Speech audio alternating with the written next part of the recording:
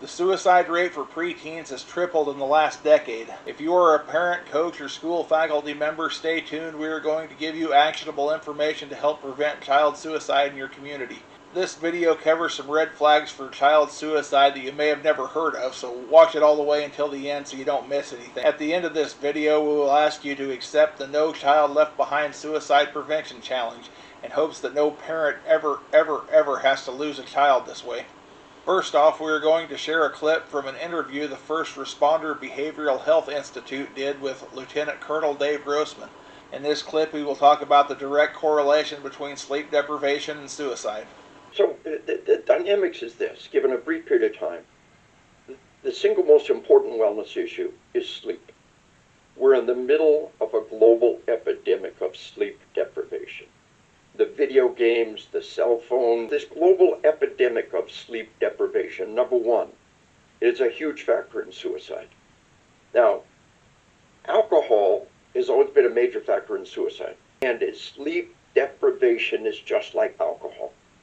If you go 24 hours without sleep, it impairs your judgment, just like blowing 0.10 blood alcohol level. And sleep deprivation hitting our children, not just adults. So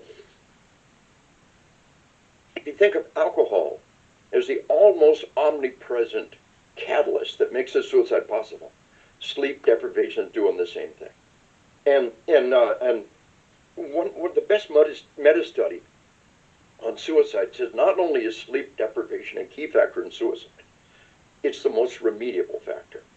We can't do much about your relationships right now.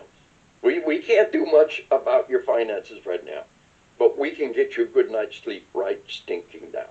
Suicide, depression, PTSD, you want to do something about it? Sleep. I do classes to schools on school safety. I had all of East Texas School Safety Summit, their specialists. I said, we're going to talk about murders in your school and stopping that mass murder. But odds are pretty good you haven't had a murder in your school. I'll bet you've had kids commit suicide. I'll bet you had kids die from traffic accidents. I'll bet you've had kids with drug overdoses. And I'll bet you got a problem with mental illness.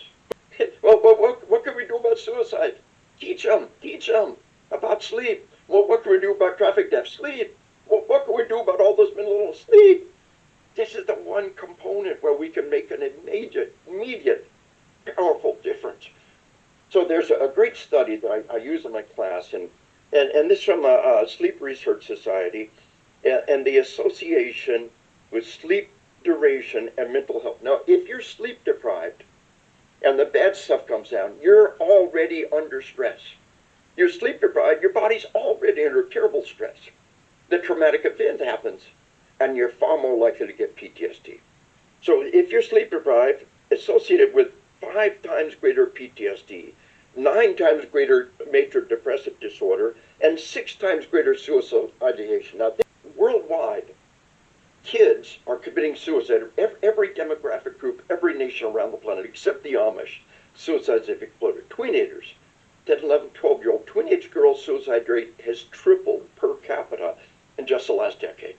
Now, a cop came up, I said, here's parenting 101 for the 21st century. When you send your kid to bed at night, take their cell phone away from them. No laptop in the room, no cell phone in the room. They have got to go to the room and sleep. So a cop came up to me during a break in one of my presentations. He said, I had a good girl. She was an A student. She said, Dad, it's embarrassing. You don't have to take my cell phone every night. You can trust me. Family policy. Cell phone, go to the charger, and you go to bed. Okay, I trust you. Keep your cell phone. He said, a little while later, she took her life. He said, my little girl took her life. And we never knew the hell she was living in until we looked at the text messages on her cell phone. Night after night of ceaseless, relentless, vicious bullying. And you can't just ignore that. We're not wired that way. He said it was heart-rending to see her all night long, night after night, trying to defend herself, trying to find somebody to stand up for her. He said, I immediately understood my little girl was bullied to death. What I didn't understand was she was sleep deprived, tormented, and bullied to death in front of my eyes. He said, why don't we know this? Why don't we know this? Why don't we know about the link between sleep deprivation and suicide? Why doesn't everybody know that? he said, it was heartrending to see my little girl up all night long trying to defend herself. He said, the one thing on earth I could have done for my little girl was take her phone away every night and let her turn off all the bad stuff. And that's, why don't we know about the link between sleep deprivation and mental illness, sleep deprivation, suicide? And worldwide, traffic deaths have exploded.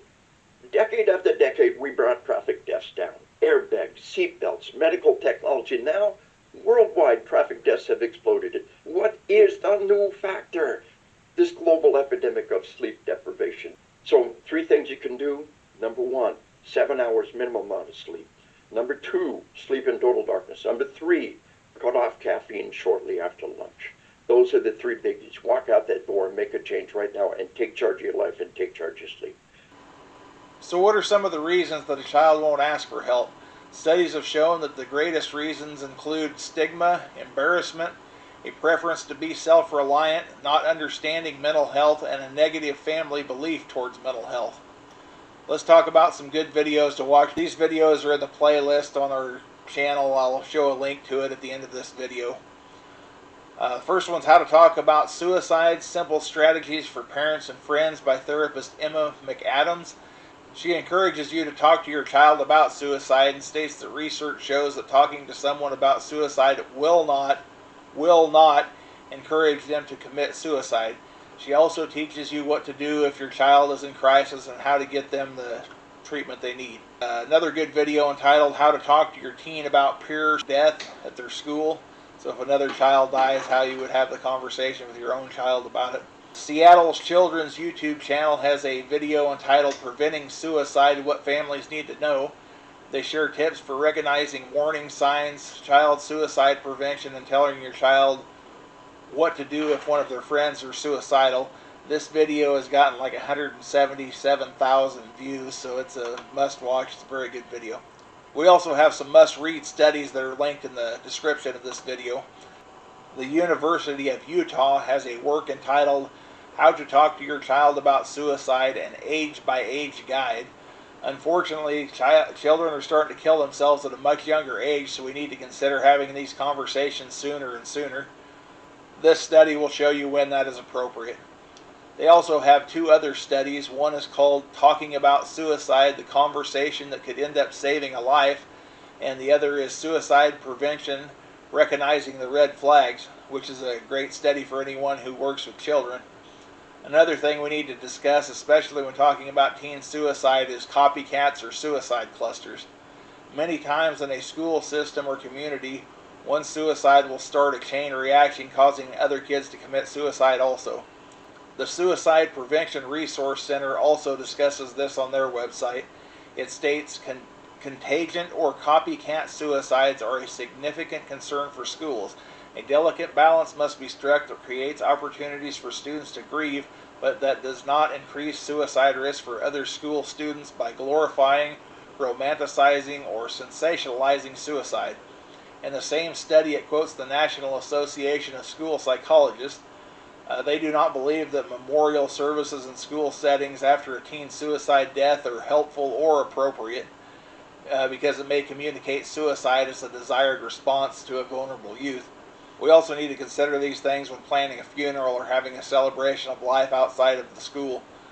Sometimes, the football team all wearing their uniforms to a funeral could give a child the wrong idea and make them fantasize about their own funeral or their own death and encourage a suicide possibly, so we want to do everything we can to prevent that. The study also states establishing permanent memorials is also not recommended. Such activities may present youth with a constant invitation to consider suicide. Examples of activities not recommended include designing and installing a plaque, planting a tree, or dedicating a yearbook to the deceased youth. There's a link in the description. The National Library of Medicine states that physical symptoms including joint pain, limb pain, back pain, gastrointestinal problems, and appetite changes are often the presenting symptoms of depression. A high percentage of patients with depression who seek treatment in a primary care setting report only physical symptoms, which can make it harder to diagnose. So basically, if your child is experiencing physical pain with no apparent reason and the doctor can't find anything, it may be a red flag for depression. 988 suicide hotline. Most all of the hotlines have been directed or replaced by dialing 988 or texting 988. The hotline is a great way to help someone through a mental health crisis, especially if you don't know what you're doing. They do this for a living. They know exactly what to do, so call them if you get in the pinch. The information in this video could save a child's life, but no parent can utilize it if they don't know it exists. No parent should ever have to lose a child if it can be prevented. Please consider taking the No Child Left Behind Suicide Prevention Challenge. To do so, simply share this video with every parent, coach, and school faculty member on your Facebook friends list and encourage them to do the same. Please don't wait until another child dies in our community before you take action. Share this video today. Hit the link here to access those informational videos that we talked about earlier so you know exactly what to say to your child and how to have that conversation. Thanks for doing your part to reduce child suicide by accepting the No Child Left Behind challenge.